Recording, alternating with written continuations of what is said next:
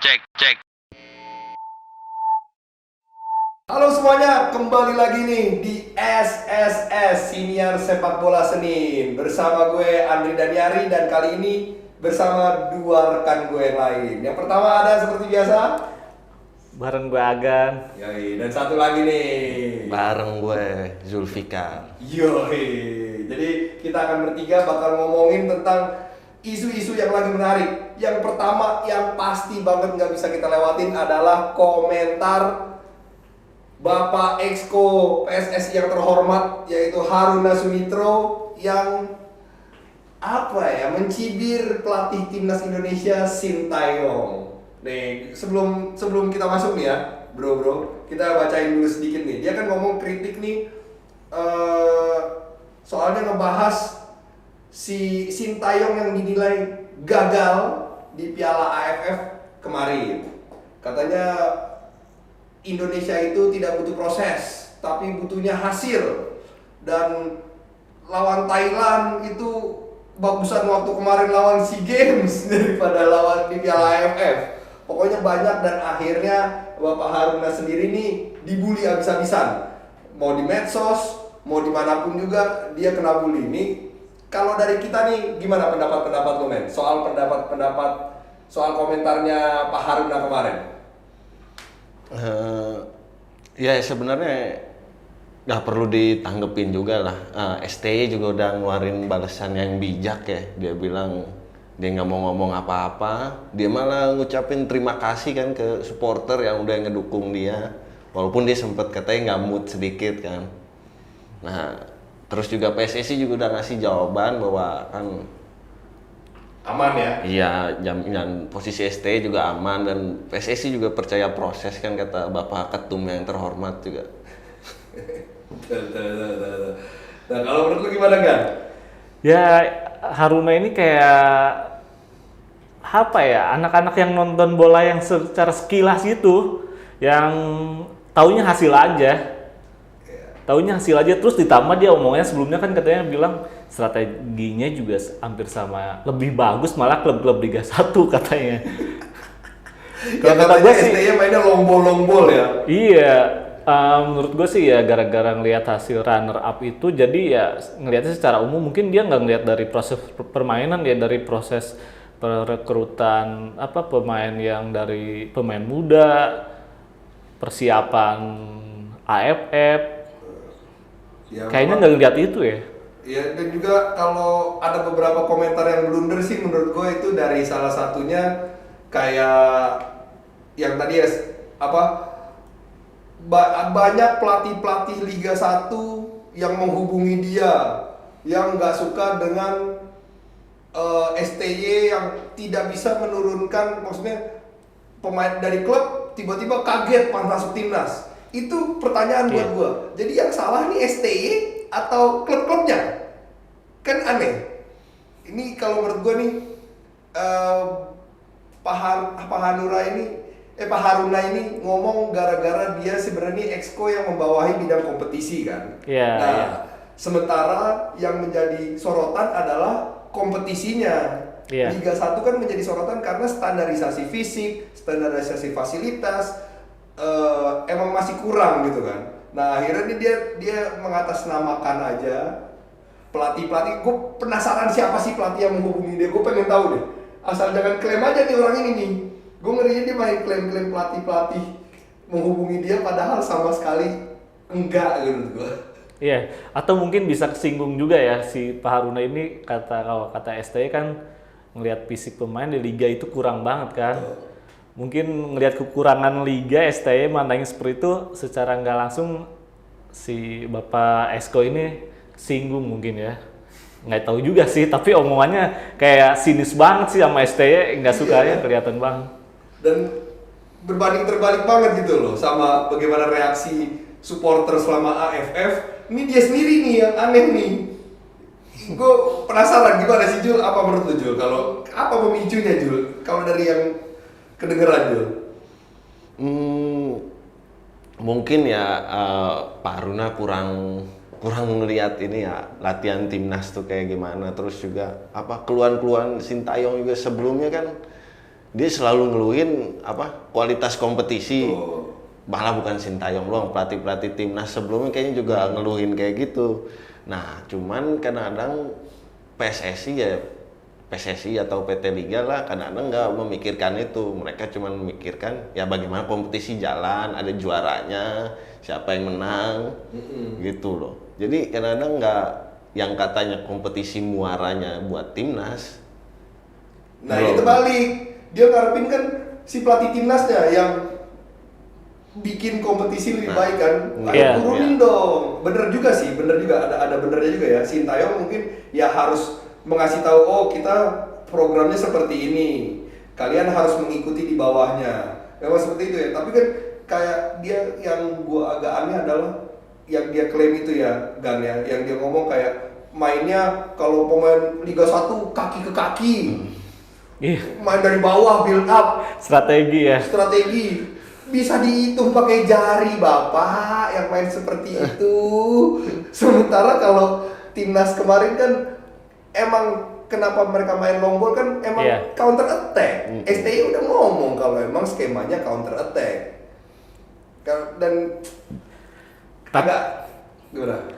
Iya, maksudnya STI juga terbukti ya dengan permainannya itu kan hampir di setiap pertandingan itu dan skemanya berbeda tuh. Itu dan hampir berhasil kecuali partai final ya, itu beda lagi dari sebelumnya penyisian sampai babak semifinal itu emang benar-benar formulanya tuh berhasil. Apa di situ Pak Haruna melihatnya dari mana ya? Maksudnya itu lah itu sendiri berhasil strateginya STI itu bisa menang besar bahkan lawan Malaysia, lawan Singapura. Iya, Singapura Iya. ya walaupun Singapura kita kewalahan ya, Iya. tapi kan itu kan balik lagi ke mental anak-anak muda ini. Nah, ditambah anak muda kan. Nah dia kan- Sedangkan di klub sendiri kan pemain asing kita lihat. Itu dia yang satu lagi yang dia ngomong kan kayak kenapa pilih pemain-pemain muda? Kenapa sih siapa dia nyebut Spaso? Kenapa tidak dipilih Spaso? Padahal mau bagus ya, mungkin ini kan buat regenerasi ya. Iya. Target utama dia kan Piala Dunia yang ada di Indonesia. Piala Dunia di Indonesia kan. Iya, Targetnya U22. kan itu sebenarnya kan. Bukan nurture pemain-pemain tua kayak Spaso lagi gitu loh kalau dia melihatnya di AFF. Karena dari pertama juga dia ngomong ini susah kita untuk juara dengan squad seperti ini. Iya, kalau bahas masalah pemanggilan pemain, dia pernah emang bilang Sintayong juga tetap masih butuh lah pemain-pemain senior. Cuman yang dibutuhin kan mungkin yang di posisi-posisi krusial. Emang striker krusial, cuman kan entah nggak cocok atau sama permainannya. Betul, sama gaya permainannya ya. Karena kan Sintayong kalau kita lihat lebih suka ya striker nomor 9 palsu lah. Iya betul, atau false nine dia. enggak. Dia nggak suka tuh kayak ala-ala Spaso, Simic atau bomber-bomber Dimas Derajat aja nggak masuk ya dalam pantauan dia nih. Lebih suka siapa namanya? Yudo, Dedi. Yudo dan Dedi kan. Lebih sukanya begitu-begitu dia. Dedik Ya ya. pun kan akhirnya memaksakan Ezra tuh kan. Ya betul. Walaupun ya emang kurang cocok juga karena Ezra kan di Persib dia juga main jadi winger, nggak jadi striker murni kan. Nah, pemain senior kemarin tuh emang fokusnya di bertahan ya. Fahrudin, Victor Igbonevo, dan Victor juga jarang bermain. Iya. Akhirnya terpromosi pemain-pemain muda gitu loh. Nah, Iya. sebenarnya nih yang kalau pendapat PSSI sendiri kan kemarin udah ngomong kan, Bapak Iwan Bule kan kalau aman. Selain itu exco lain juga udah menegaskan kalau kontraknya harus sampai habis baru kita evaluasi. Iya. Gitu loh. Nah, kalau menurut lu pada nih apakah harus STY gimana? STY stay atau STY out atau kita harus nunggu 2 tahun atau bagaimana nih? Kan akhir tahun ini ada Piala AFF lagi. Iya. Terus nanti Akhir bulan ya, Februari ya? Februari ini kan ada AFF 23. AFF udah udah 3. Dan akhir tahun Enggak, lumayan SEA banyak programnya. SEA Games. ada SEA Games kan? Ada SEA Games, terus ada Asian Games, Nah, ini kita ada kualifikasi Piala Asia juga. apakah harus nunggu sampai 4 tahun selesai atau bagaimana nih? Kalau menurut lo pada nih kita nih? Menurut gua sih ya nggak mungkin ya secepat itu pergantian ya. Ya lagi pula STI nggak jelek nggak. Menurut gua bagus, STI bagus. Terus visi bermainannya juga jelas, pemain mudanya juga mentalnya lebih kemarin sempat turun katanya pas di liga ya. Tapi kemarin sih pas AFF itu udah bagus sih, udah percaya diri udah bagus sih. Menurut gue sayang aja kalau misalnya nggak mungkin diganti juga sih. Bagus juga sih. Iya sih, sama sih, hampir sama, nggak mungkin bakal diganti juga kalau kontraknya belum selesai gitu. Tapi kalau entah kontraknya selesai diperpanjang atau tidak, nah itu yang mungkin jadi pertanyaan. Pertanyaannya tuh ya. Iya. Karena kan kita nggak tahu, karena tua PSSI ganti, pelatih juga ganti. Itu tuh Sekjennya penyakitnya ganti itu. ya. Sedangkan kita tahu sendiri komentarnya STY di channel YouTube ya, dia nggak mikirin duit juga kan. Waktu itu dia mikirnya dia lebih senang Indonesia dibanding Cina, padahal udah tawaran Cina juga kata dia. Lebih pengen merubah sistem Iya. timnas ya. Iya, Bukan lebih pemain pengen. menjanjikan sebenarnya Iya. kalau kata dia kan. Iya. Apalagi juga kan dapat dukungan dari pemain Tottenham Hotspur kan, Son Heung-min. Katanya semoga sukses melatih di Indonesia. Iya. Bener. Semoga aja bisa menghasilkan pemain-pemain kayak dia ya. Tapi bagus itu ya. Kenapa pemain-pemain muda banyak yang dipromosiin sama dia, akhirnya kan banyak yang main di luar negeri, banyak yang tertarik untuk bermain di luar negeri ya, melihat keberhasilannya Asnawi, melihat keberhasilannya Egy, akhirnya pemain muda tuh udah nggak mikirin main di Liga 1 lagi, udah lebih mikirin kayak ayo kita coba yuk, ayo kita coba Pratama Arhan sekarang katanya kabarnya mau ditawarin sama klub K2 juga, Liga Korea juga. Korea. Terus Witan udah main sama Egy kan? Nah, mencari waktu bermain lebih banyak di Senika. Terus ada juga pemain-pemain lain yang main di Liga Bosnia lah, Liga mana lah. Tapi kan itu kan hal bagus ya, positif yang dibawa sama Sintayong gitu loh. Menurut gue sih Sintayong kayak ngelihat fasilitas juga mungkin kurang ya di klub sendiri ya. Banyak juga para fans klub juga yang kecewa dengan fasilitas klub sendiri, masih kurang. Betul. Itu sih, fasilitas, apalagi fisik, perkembangan sepak bola, liga aja sih, Liga 1 kurang sih, kurang memuaskan. Emang penyakit bertahun-tahun ya, kompetisinya selalu begini-begini lagi. Ya walaupun kalau pemain-pemain yang pilih keluar negeri itu emang mereka harus ya rela lah gajinya berkurang. Jauh ya, jauh banget. Mungkin nggak sekaya dia di sini. Di sini sebulan bisa 1 M lebih, atau mungkin yang nama-namanya udah terkenal 2 M. Di sana paling cuma dapat 300 juta, 400 juta 1 bulan dengan biaya hidup yang luar biasa gila ya. Mungkin PSSI itu harus ada insentif ya untuk pemain-pemain aboard ya. Jadi dapat suntikan dana nih tambah gaji ya. Biar pemain-pemain juga masih mau. Tapi pertanyaan gue, kenapa mereka nggak ada yang mau nyoba liga-liga ASEAN sih selain Malaysia ya? Selain Malaysia, misalnya ke Thailand. Thailand kan lumayan. Abis itu kita lihat bagaimana keberhasilan pemain-pemain Thailand ini, bahkan ada beberapa pemain Malaysia yang bermain di Liga Jepang. Walaupun liga-liga kasta-kasta kedua, ya nggak masalah lah. Asnawi juga memupuknya dari bawah kan. Apakah ini menurut lo bisa memperbaiki timnas nggak sih dengan pemain-pemain yang keluar negeri ini, men? Ya kalau dilihat dari skuad timnas kemarin-kemarin, kalau yang cuman main di Thailand atau di Malaysia kadang-kadang nggak kepanggil juga loh, nggak kepake juga. Nyanto ya, seperti Yanto. Yanto, Sadil gitu. Ryuji aja kan kemarin juga cuman jadi back cadangan ya. Nah mungkin itu kali yang membuat masih pada ragu gitu kalau ke ASEAN ya. Akhirnya mereka nyari ke liga-liga Asia yang lebih gede ya. Iya. Atau enggak mendingan ke Liga Eropa yang antah berantah aja gitu. Tapi emang mantep ya. Kemarin Asnawi juga sempet gue nonton cerita di video. Dia cerita datang ke Ansan kan. Wow, udah yang terpukau abis gitu melihat fasilitasnya, kayak wah gila keren banget. Terus sementara ada pelatih Ansan, ini mah belum apa-apa Asnawi. Kalau lu ngeliat K1 mah ini mah lebih gila lagi. Asnawi kayak ya bener. Gitu kan. Padahal di Indonesia sama sekali jauh ya. Gimana? Yang Asnawi cerita, dia pertama kali latihan di Korea, yang karena kebiasaan dia main di Liga 1 kayak, aduh capek nih, bisa nggak sih lebih enteng latihannya? Terus kata pelatihnya, lu kalau mau kayak gini mah lu mah cadangan selamanya. Akhirnya dia baru berlatih dengan giat lah ya, dengan bener. Akhirnya ya lumayan lah, kebayar kan kemarin kan pas lagi di AFF. Iya kan? Nah itu mungkin jadi pemicu juga. Nah terus kalau menurut lu PSSI harus gimana nih terhadap Haruna nih? Apalagi kan kemarin kan Bapak Umuh Mukhtar yang terhormat kan, Iya. Kayaknya udah emosi banget kan. Ex-Esko PSSI loh dia loh. Berapa kali dia Exco? Iya. Dia kesel banget sama Haruna sampai ngomongnya gimana Juli ngomong. Dia mah orangnya emang begitu. Apa pengusaha yang nggak ada usahanya. Iya. Ya komentar sinis banget sih itu Pak Umuh emang. Wah Haji, dia katanya Pak Haruna itu bukan siapa-siapa, bukan pengusaha, nggak punya usaha, terus juga nggak mewakili klubnya di Madura United, ya emang juga udah nggak aktif juga kan di Madura United Pak Haruna. Tapi ya Pak Haruna jawabnya juga dengan ya monohok juga jawabnya dia bilang saya mau aja keluar kalau voter udah nggak memilih saya, udah menyuruh dia keluar. Dia jawab dengan mekanisme organisasi lah yang kadang-kadang supporter juga nggak ngerti pasti kan. Iya benar-benar. Ya Yang jarang diketahuin orang lah ya. Jadi voters itu kan klub-klub internal PSSI kan sebenarnya kan. Nah jadi yang milih dia ini, iya itu dia.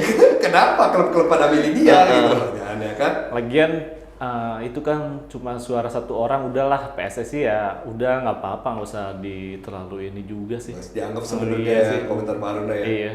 Soal naturalisasi gimana nih Jack? Kan dia kan sempat juga ngomong kan, naturalisasi buat apa bla bla bla, padahal klubnya pakai naturalisasi banyak. Gimana tuh? Ya kalau naturalisasi kan emang sesuai kebutuhan Sintayong aja. Sintayong juga kan yang dia bandingin kan Sandy Walsh. Dia bilang ngapain naturalisasi Sandy Walsh, posisinya back sayap masih sama kayak Asnawi. Nah sekarang di satu tim aja kan minimal satu posisi harus punya banyak pemain. Dan banyak pemain itu mereka bersaing rebutin apa? Posisi terbaik, Iya. terbaik ya. Jadi starter lah, rebutin jadi starter. Gimana cara ya Asnawi ntar bersaing sama Sandy Walsh, bisa meningkat nggak kemampuannya gitu loh. Nah itu tuh. Buat kompetisi pemain aja sih. Sebenarnya bagus juga sebenarnya. Sebenarnya di luar aja naturalisasi itu biasa sebenarnya. Hal biasa ya di sepak bola tuh ya sebenarnya. Cuma ya mungkin Dan- banyak yang ini juga nggak suka ya. Dan Dikit kalau aja. Sintayong kan katanya lebih fokus bukan ke naturalisasi ya, tapi ya Yang- naturalisasi tapi dengan latar belakang ada orang Indonesia Iya, darah Indonesia darah asli Indonesianya ya. karena kan lebih pride ya, lebih bangga karena dia masih Iya. masih punya darah Indonesianya, nggak cuma serta merta kayak pemain Brazil yang 5 orang. Yang nunggu 5 tahun dulu ya. Atau enggak mantan pemain asing Liga 1. Nah, kan sering banget tuh penyakit kayak gitu. Yang kebetulan mainnya banyak di klub apa tuh? Madura United. Jadi aneh gitu loh. Jadi ini yang jadi pertanyaan-pertanyaan para supporter kan nih. Aneh deh ini Bapak ini kenapa ya udahlah ya. Ini Iya. komentar satu orang tidak perlu dibesar-besarkan. Yang gue kasihan adalah satu. Aam sebagai pewawancaranya kan gue kenal juga, kita kan kenal sama Aam kan Jul, Iya. teman kita di lapangan. Ini Aam juga jadi korban bully. Lagian aduh Am tolong kalau dia ngomong kayak gitu ya lo bantah lah Am, jangan lo iya-iyain doang, come on man. Ini iya, oh iya ya Pak, kayaknya mau pengen jadi kompor aja Am biar ditonton banyak orang. Aduh Am, sehat-sehat kata Am ya. Ya oke.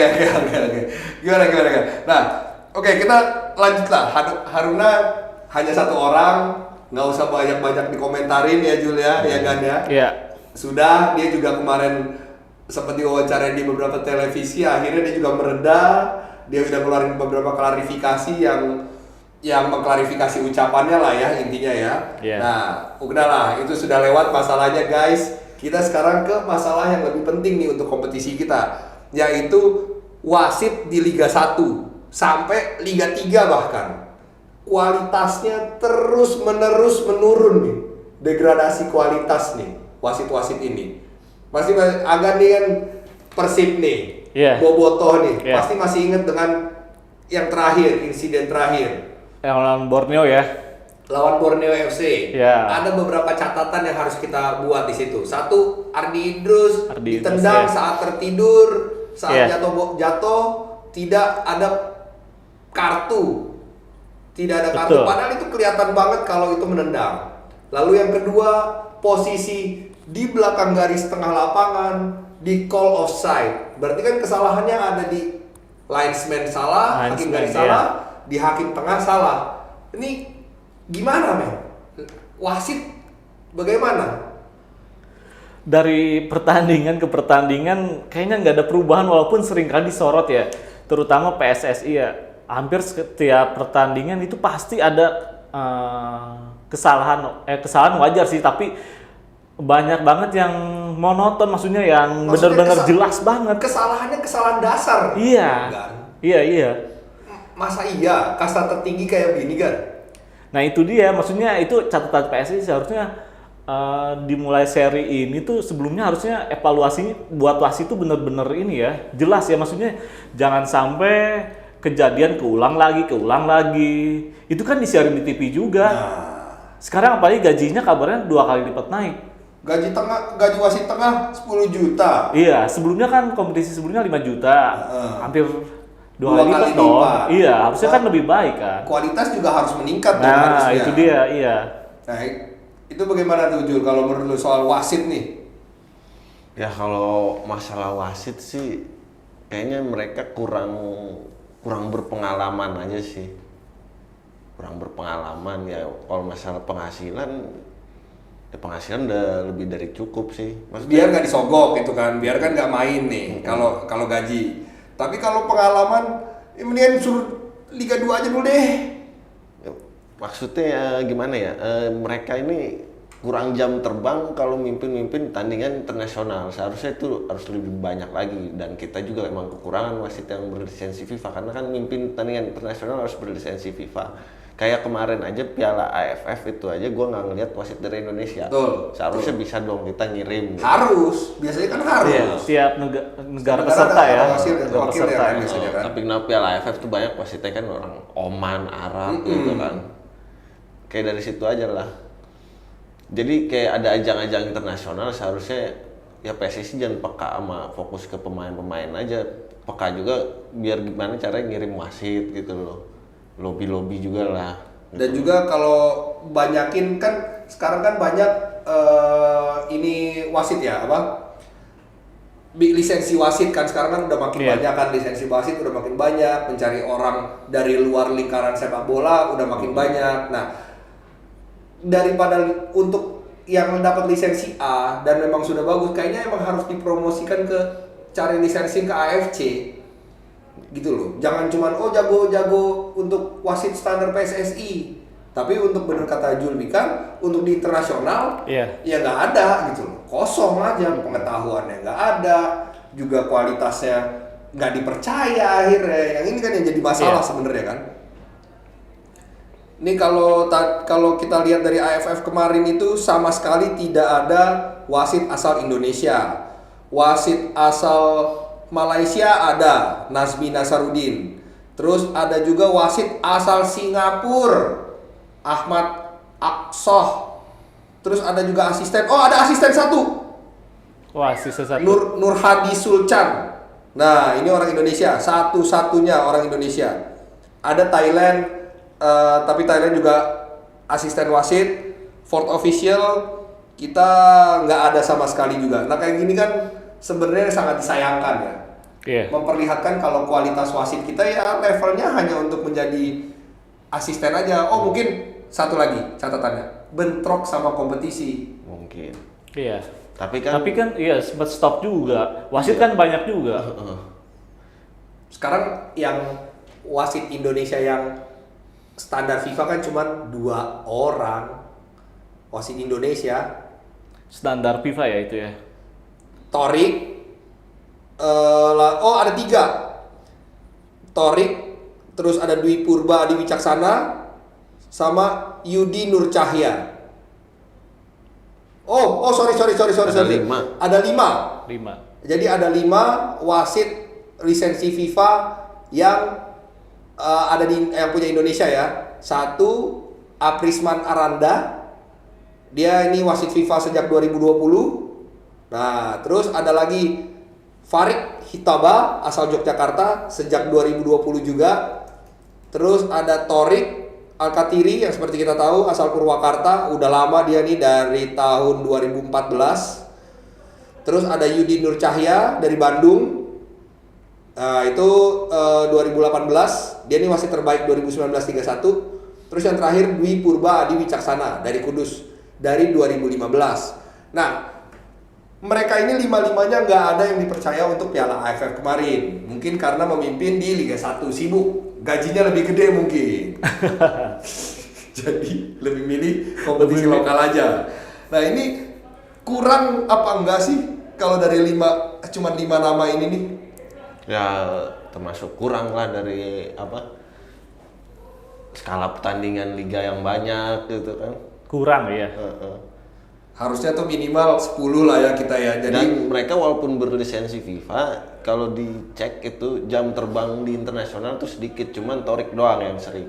Torik sering mimpin juga kualifikasi Piala Dunia, Piala Asia, atau AFC Cup atau Champions League gitu loh. Nah yang lain nih kalau gue lihat masih kurang.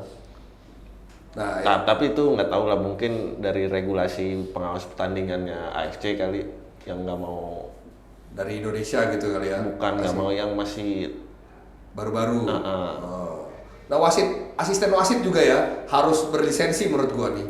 Nggak bisa karena banyak kesalahan di belakang ini di asisten wasit nih. Nah tapi kan kemarin PT Liga mau wacanain nambah wasit di tiap pertandingannya. Jadi ada wasit Yang di belakang gawang. Wasit 4 ya. Belakang gawang. Di belakang gawang ya. Dan katanya rencananya mau di seri Bali ini, tapi ya belum tahu kejelasannya sampai kapan. Katanya masih butuh perangkatnya gitu. Masih kurang SDM lah ya ceritanya ya. Wasit itu sebenarnya masalah klasik yang tiap tahun ada ya. Betul. Dan itu mungkin kayaknya entah kurang perhatian PSSI atau gimana, gitu-gitu aja terus dari dulu. Iya. Nah, efeknya panjang loh. Nggak cuma Liga 1, akhirnya sampai ke bawah-bawah, sampai ke Liga 3, berapa wasit udah jadi ager itu. Iya. Itu ada yang Korban UFC semua ya. Buset. Itu beneran suruh ikut One Pride itu Iya. Kan kasihan. Udah Liga 3 gajinya nggak seberapa wasit. Jadi bulan-bulanan memang karena keputusannya dia. Tapi kan keputusan ini juga banyak yang bilang gara-gara dibayar, gara-gara disuap. Belum tentu sebenarnya. Karena kan kemungkinan ada juga potensinya gara-gara kualitasnya. Iya, kualitas. Knowledge soal law of the game-nya kurang. Akhirnya ini yang bikin wasit jadi target gitu loh.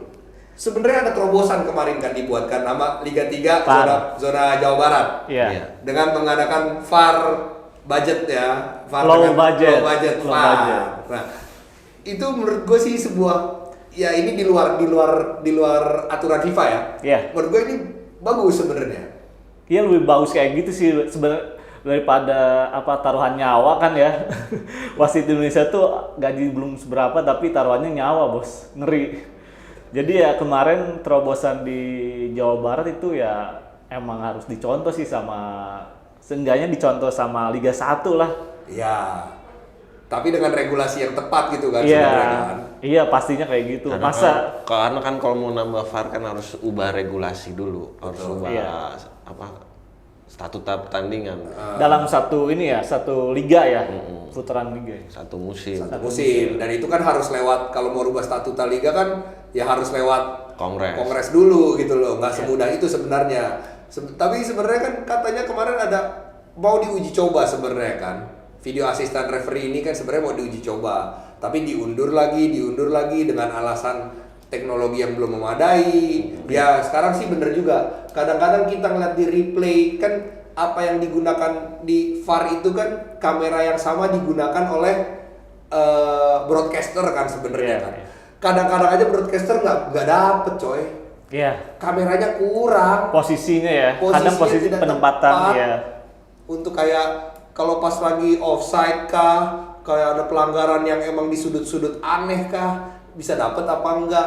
Ngerinya kayak di Premier League saat ini yang sudah secanggih itu aja VAR-nya masih sering salah.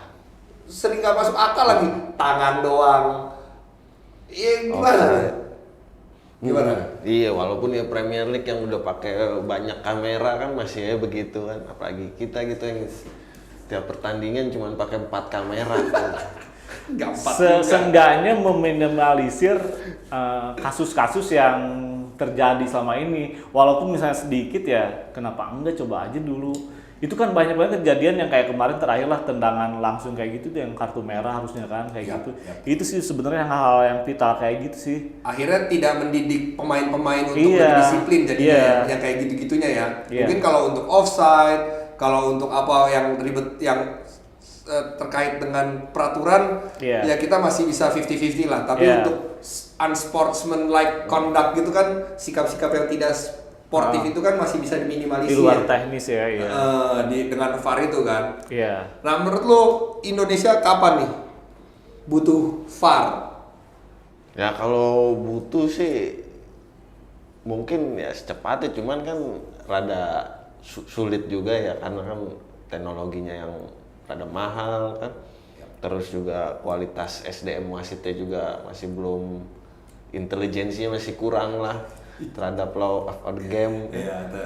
Jadi ya masih lama sih, tapi enggak lah, janganlah Jul. Enggak, itu menurut gue itu segera harus ya.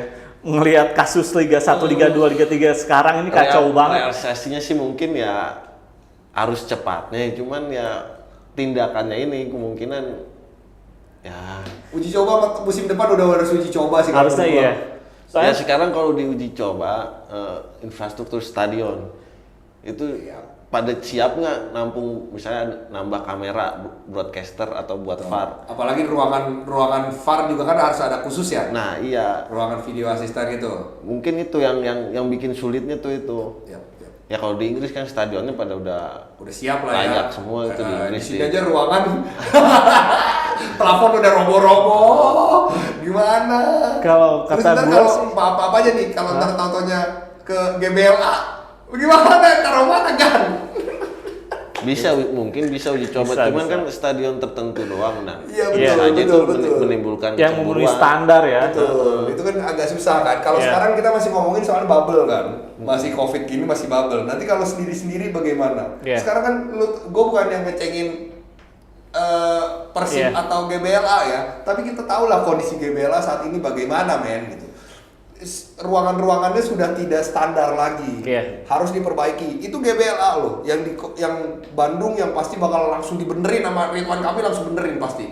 Tapi kalau untuk yang kayak di daerah-daerah, stadion-stadion yang misalnya maaf aja di Kalimantan lah, atau mungkin di Sumatera yang musim depan terancam nggak ada klubnya. Terancam gak ada klub Sumatera lo musim depan coy. Harusnya sih kata gue sih kalau masalah teknologi kayak gitu PT Liga banyak duit lah, PSSI harus bisa support ya. Harusnya bisa support ya itu kayaknya sih kalau masalah dari kamera bukan masalah dari klub ya, harusnya dari pihak PT Liga ya. Iya betul. Iya PT Liga. Tinggal tiga penempatannya aja mungkin kayak tribun, terus kayak tadi ruang VAR-nya kayak gitu ya. kan itu yang agak jadi masalah ya. Iya. Ini emang infrastruktur ya, kalau pengen dimodernisasi bukan cuma satu aspek jadinya, harus seluruh aspek dari infrastruktur, terus juga dari VAR-nya nanti ikut berkembang juga, nanti juga fasilitas mungkin pemain-pemainnya. Ini banyak nih yang jadi PR sebenarnya nih di kompetisi. Jadi ini nyinggol Pak Haruna lagi untuk Exco yang membawahi kompetisi kan. Kalau mau memperbaiki bukan cuma soal pemainnya aja, tapi fasilitas sampai bawahnya, fasilitas sampai akar rumputnya yang memang harus diperbaikin gitu tuh. Oke? Gimana? Sepakat nih kita bertiga nih? Pastilah. Tapi yang paling sepakat adalah semoga aja timnas cewek hari ini nggak dibantai lagi sama Thailand. Iya nggak sih? Kemarin Garuda Pertiwi. Garuda Pertiwi menelan hasil buruk ya. Bantai ya. Bahkan bukan buruk saja, tapi rekor kekalahan terbesar yaitu 18-0 melawan tim yang emang udah sering masuk Piala Asia dan juga Piala Dunia Australia. Langganan. Jadi emang nggak salah juga. Menurut gua 18-0 it's a fair. Ya seenggaknya belum memecahkan rekor Piala Asia-nya. Emang berapa? Ya 21-0 kok nggak salah. Klub mana? Negara mana? Apa ya? Korea Utara. Lawan Korea Utara? Enggak, Korea Utara yang lawannya siapa? Oke. Korea Utara kalah 21. Aduh, semoga aja nggak lebih buruk. Ini kita kan hari ini hari Senin ya.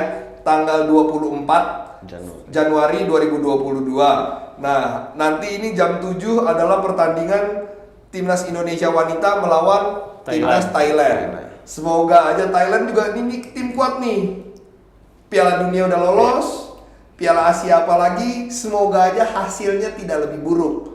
Nah, kemarin kita kalah 18-0, Australia itu sempat ngomong, kita tidak meremehkan Indonesia. Kita menurunkan tim terbaik kita. Skuad terbaik kita. Jadi ya nggak ada yang salah sebenarnya kalau tim ini kalah. Kenapa? Kenapa gue bilang nggak salah nih walaupun kalah 18-0? Karena kita nggak punya liganya. Iya, benar itu. Kita kompetisi aja nggak ada. Mau dilatih dari mental dari mana kan? Mental dari mana? Mental dari mana? Fisik, persiapan kayak gitu kan gimana? Persiapan uji coba lawan Celebrity FC, coy. Ini juga udah puluhan tahun ya kalau lolos AFC. Nah, akhirnya lolos. Baru lagi ya. Oke lah, banyak kan yang ngomong, kebanyakan main TikTok lu, kebanyakan ini lu, netizen lu kebanyakan komen.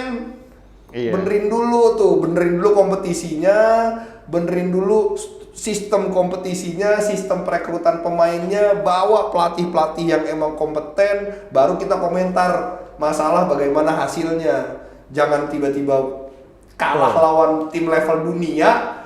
Ini anak-anak udah dibully gitu loh. Ini mah mereka tinggal terima akses mainnya doang, coy. Kasian mentalnya ya. Kasian loh. Pemain kita lumayan. Ada yang direkrut sama Roma Serie B. AS Roma yang Serie B.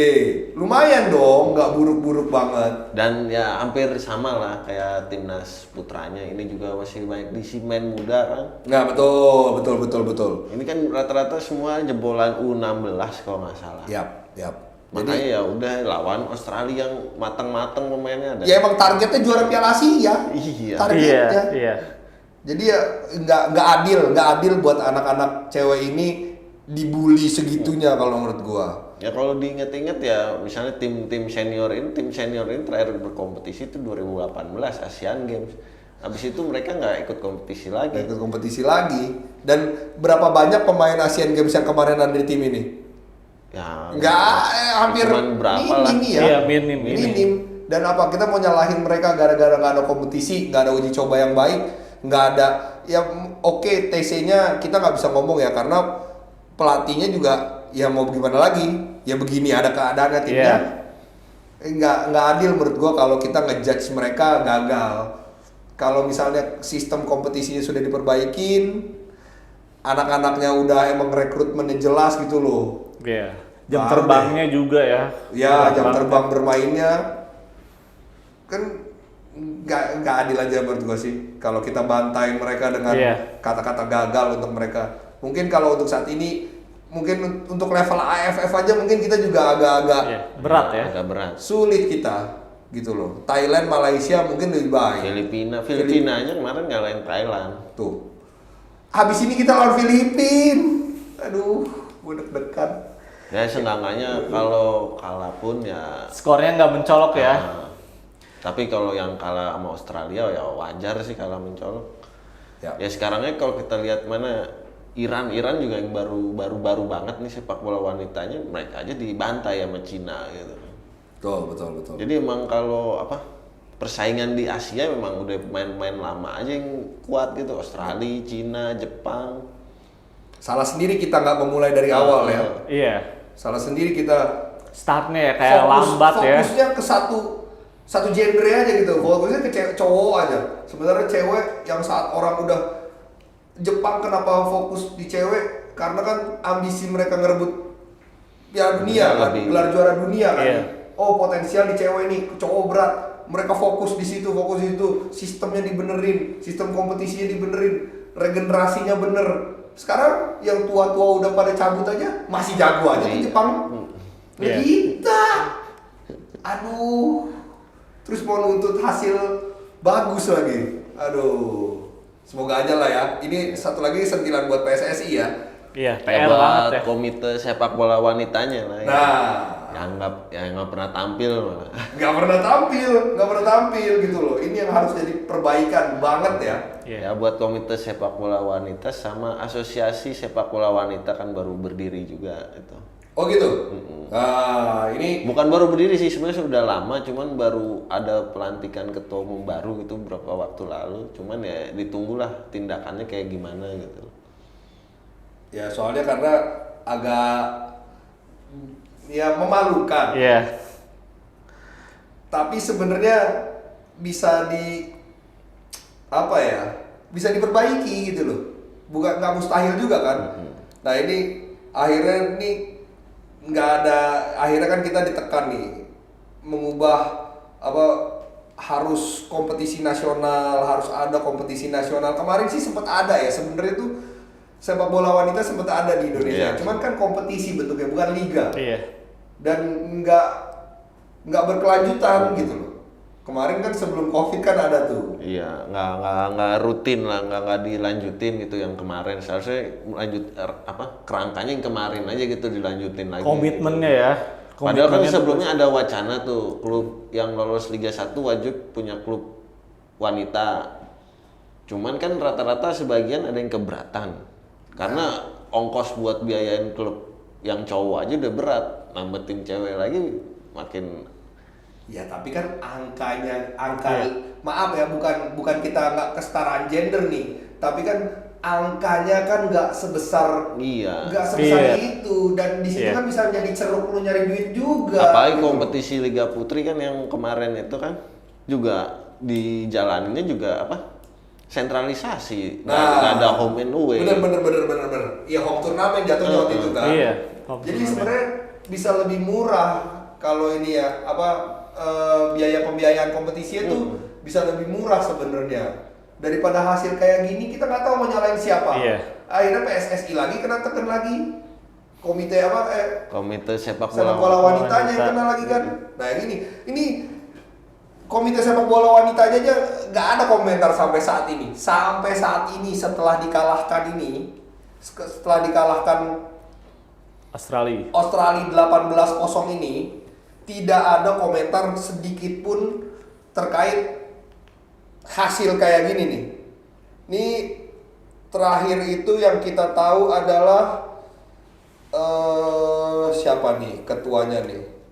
Nih kemarin sebagai informasi aja, ketua Asosiasi Sepak Bola Wanita Indonesia yang baru periode 2021-2025 adalah Nadal Syah. Oke, terus itu dia dan asosiasi ini berdirinya itu dari 7 Desember 2017. Jadi enggak baru-baru banget. Karena 2017 kan waktunya udah berapa tahun ini. Nah, dia udah ngomong ingin meningkatkan kinerja kepengurusan dari akar rumput hingga ke timnas sepak bola wanita. Fokus pada 4 pilar, yaitu pengembangan sepak bola wanita, timnas, kompetisi, dan marketing sepak bola wanita. Ya hasilnya kita harus tunggu. Karena masih emang baru diresmikan Desember 2021, nggak nyampe sebulan lah. Belum sebulan ya nih kepemimpinannya. Iya, kan tadi gue bilang baru kebentuk pengurusan. Baru kebentuk. Nah ini ya ntar di SEA Games ada sepak bola wanita kan? Ada lah.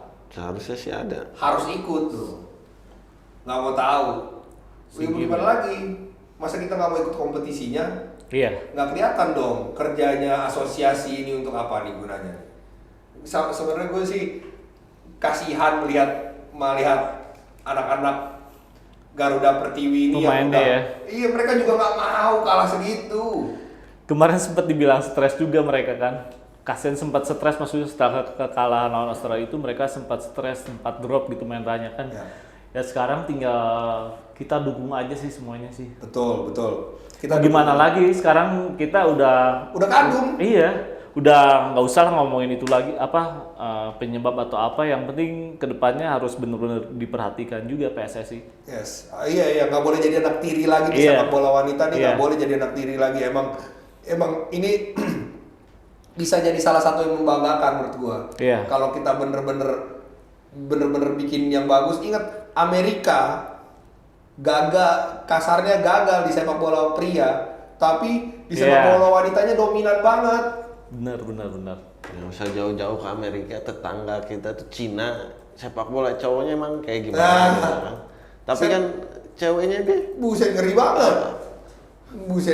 langganan Piala Dunia juga. Banyak pemainnya main di Eropa lagi kan. Iya itu. Nah yang kayak gini udah maksudnya Asia belum nggak seburuk itu kalau untuk ceweknya menurut gua. Ini potensi kita untuk regional nih AFF. Oke lah kita kalah start dari Thailand atau Filipina. Tapi kan masa nggak bisa Iya. dalam periodisasi sampai 2000 sampai 2005 ini nih, asosiasi 2001 sampai 2005 ini, semoga aja sih hasilnya sih benar-benar positif ya, nggak cuma ngomong doang memperbaiki dari akar rumput sampai Iya. ke kompetisi dan timnasnya itu sih. Gimana, ada kata-kata terakhir Jul untuk kompetisi wanita? Ya segera mungkin lah digelar lagi gitu loh. Jangan hanya turnamen ya sifatnya, kompetisi ya semacam liga gitu. Yes. Ya nggak perlu banyak-banyak klubnya, satu kasta mungkin 8, terus kasta keduanya berapa gitu. Yang mampu aja ya kan? Kalau misalnya daerah kesulitan mungkin juga bisa dari universitas kan. Benar.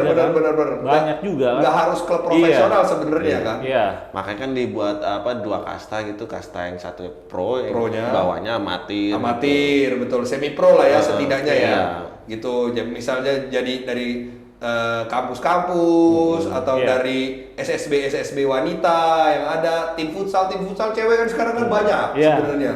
Tim futsal lebih banyak sekarang ya. Banyak tim futsal Banyak. cewek, udah gitu cakep-cakep lagi. Seenggaknya mereka punya dasar ya. Ya itu. Itu sih. Itu loh maksud gua, dan banyak sekarang kita tahu lah bagaimana behavior netizen Indonesia di media sosial. Untuk marketing sepak bola wanita itu nggak susah. Iya. Kalau asal ada pemain cakep dikit, bisa dia jadi ikon. Dia bisa jadi leader di marketingnya sepak bola wanita. Tinggal PSSI dan asosiasinya ini mau nggak ngeseriusin sepak bola wanita di Indonesia. Gitu sih Iya. kalau menurut gue. Oke, itu udah ya, cukup lah ya teman-teman kita ngobrol kayak gini ya. Oke, Iya. terima kasih ini Ya. teman-teman Sama-sama. udah mau dengerin SSS Siniar Sepak Bola Senin untuk kali ini, dan informasi aja ini episode terakhir bersama saya, bersama Andri. Nanti akan diterusin sama Agan sama Julfikar, akan tetap ngebahas tentang tema-tema yang lain. Terima kasih semuanya udah mau diribetin sama Andri ya Jul. Makasih Agan. Iya, Makasih Roja sama-sama. yang udah rekamin kita selama ini. Terima kasih juga buat para pendengar di FIFA semuanya yang udah mau ngedengerin suara-suara kita dan komentar-komentar kita soal sepak bola, mau luar negeri atau dalam negeri. Hari ini kita dalam negeri ya. Terima kasih banget selama ini atensinya, dan jangan lupa untuk dengerin SSS Siniar Sepak Bola Senin minggu depan. Nanti yang bakal jadi hostnya Zulfikar. Jadi lu pada datang semuanya, pada dengerin lagi. Oke? Terima kasih Gan. Ya, sama-sama bos. Terima kasih Terima kasih, Jul. Andri. Thank you. Jadi sampai jumpa minggu depan. Ciao semuanya.